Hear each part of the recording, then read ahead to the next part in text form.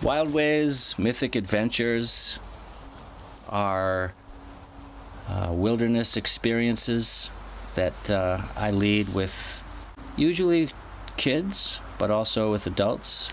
More and more with adults now. I'm branching out, so it's all ages. And they have mythical themes attached to them, which kind of brings a living story into our adventure, where we're practicing some of the primitive skills that we learn in our camps or our after-school programs or our homeschool programs. For instance, a lot of them are into Dungeons and Dragons and things like that, so it just works well. It helps them to have a story, a living story that helps them to live and breathe into the things that we're learning along an adventure. So out of Wild Ways Mythic Adventures, I was inspired to come up with something that's more for adults and teenagers, older teens, and that is something that I call Quest for Inner Earth, Inner World Knowledge, or just Quest for Inner Knowledge. And this is a series of mythic adventures that explore some of these sort of hollow earth theories, some of the theories, legends, myths about underground cities, underground realms, from possibly around the world. The first one is called Search for the Lost City of the Grand Canyon.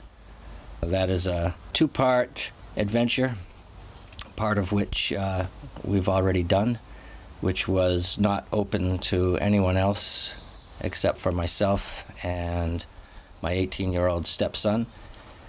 So for him it was a pretty intensive rite of passage experience into manhood. That is what it could be for some. For others, it is an opportunity to go on a real Indiana Jones type adventure where you actually will get to be part of the group that either proves or debunks a great old legend that's been around for over 100 years about the lost city of the Grand Canyon. There have been a few documentaries out there that I've seen, I've watched on YouTube, on the lost city of the Grand Canyon, including an interesting one by David Hatcher Childress of History Channel fame.